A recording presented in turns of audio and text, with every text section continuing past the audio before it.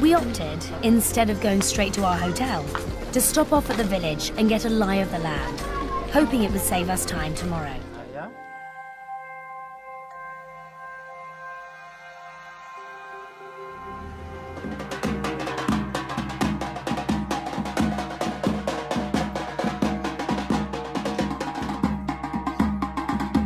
Where the previous day the villagers were standoffish, today we can already see a difference. Good to be Thailand. We each received the tradition to honour guests of Aarti. This involves the smoke from a candle wafted over your face, and a spot, called a tilak, made from turmeric and vermilion powder, is placed between your eyebrows.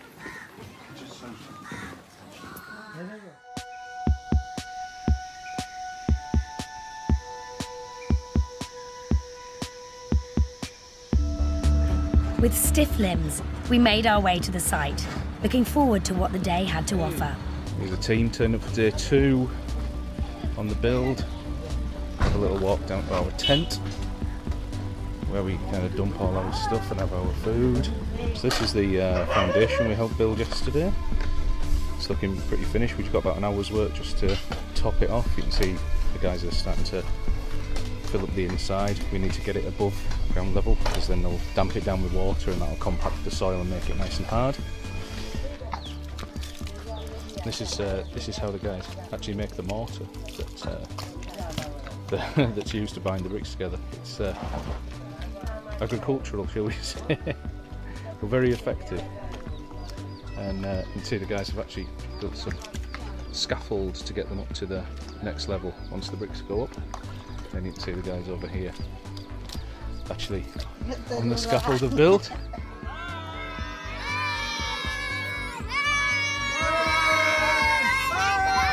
After the day's work was complete, we left the village to visit a school having a sports day. We were in for a shock. Clearly they were expecting us, as they had a troop of girls with cymbal shakers and a man with a massive speaker banging out a repetitive beat. We were filtered onto a stage, and one by one greeted by a local dignitary and given a flower as a gift. Welcome. And right, sir. It turned out this event was the regional trials for the national games, and over 1,200 students were taking part in sports like kabaddi and volleyball. We spent some time watching some of the sports. First up, a tense game of kabaddi, which is as tactical as it is physical. We were then invited to take part in a game of volleyball against a girls' team. It's fair to say that they showed us how it's supposed to be done. Handshakes and pats on the back, and we leave before we get challenged to anything else. We call in at Kajat on the way back to have a quick look around and locate some refreshments. Our beds will feel good tonight.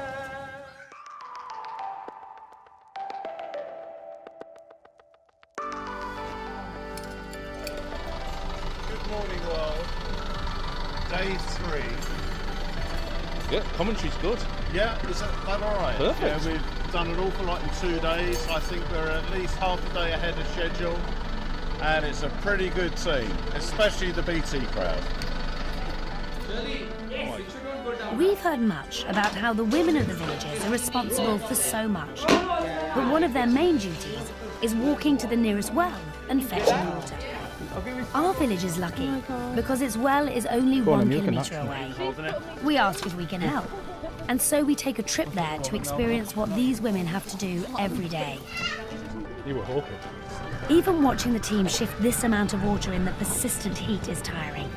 And to think these few ladies routinely carry up to 4 of these water pots on their heads makes it all the more astounding. A quick photo, and I guess we better crack on with some building. On the main house, your primary purpose is to get the bricks and mortar where the mason need it, before they need it. So you spend much of the time in a chain gang moving things into position ready for the call to go up. Meanwhile, over at the second foundation site, the trench is dug and ready for the first stone to be laid, along with the usual blessing.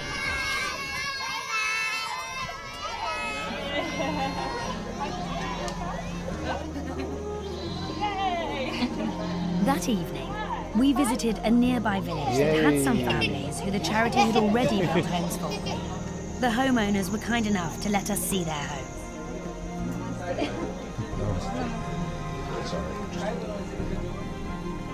Here you can see a typical cooking setup that every home has. A homemade wood-fired stove. The local people eat a meal of rice and dal 3 times a day, 7 days a week. Plank or stone like this, and Also, you'll notice that the homes have very little else. No decoration, no furniture. Usually just a pot rack to keep their kitchenware on. Electricity. he has one daughter, right? And she's the only hope.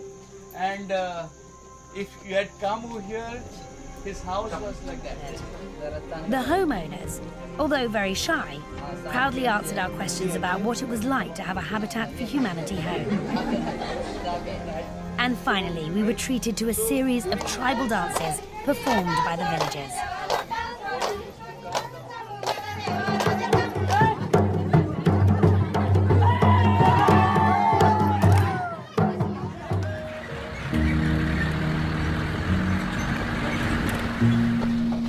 Progress on the trench for the second foundation was excellent and would be even better today. This lady is the grandmother of the family who will live in the house. She says that she's been 60 for the last 20 years. Now that the base stone is in place, the team carried the larger rocks by hand from a supply pile and got cracking with getting cement to the masons in order to get the foundation wall built. Mixing this all up with his feet. Hey! And he keeps filling up the bowls for us to ferry back and forward.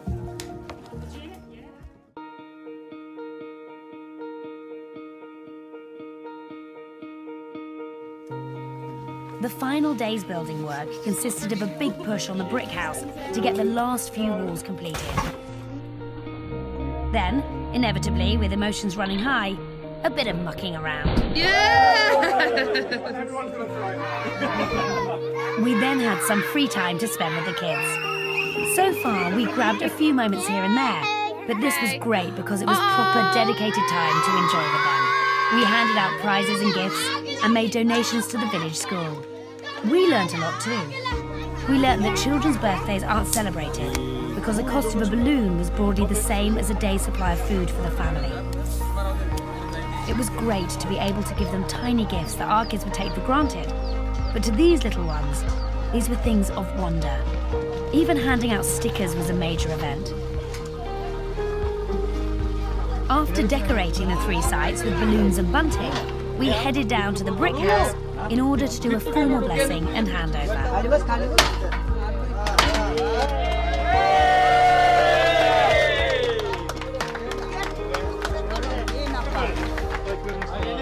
The family then cut a ribbon to declare the home open.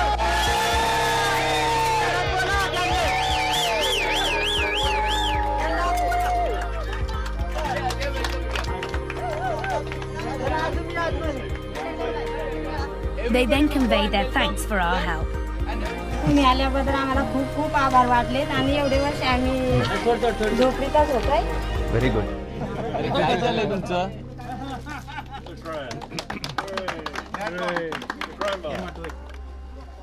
It's a very auspicious thing, and it is. And then the Yes. Japanese have. Yeah. The family are very young and one of the poorest in the village. This family is one of the. It was hard to tell, but he was overwhelmed by the situation and could barely find words to say. He's very nervous. 180 is He's very nervous. Yes. Everyone. They know the. Jesus, John, I can't get you in frame. Bloody big giant. And finally, at the third site, we gave the family the traditional gifts and got together for a group photo. Hey, this is All right, guys. Here you go, like 3, 2, 1, and take card. Hey, wait a minute, not done. For the last time, we headed to the bus, climbed aboard, exhausted from what had been an emotion-filled day, and said our now customary goodbyes.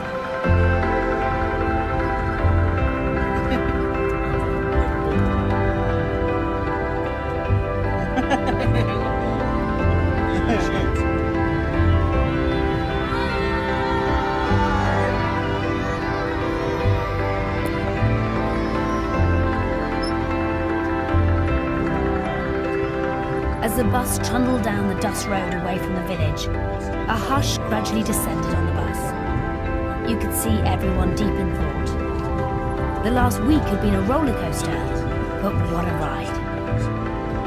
There would be tears both of joy and sadness, and a newfound determination to do it all again.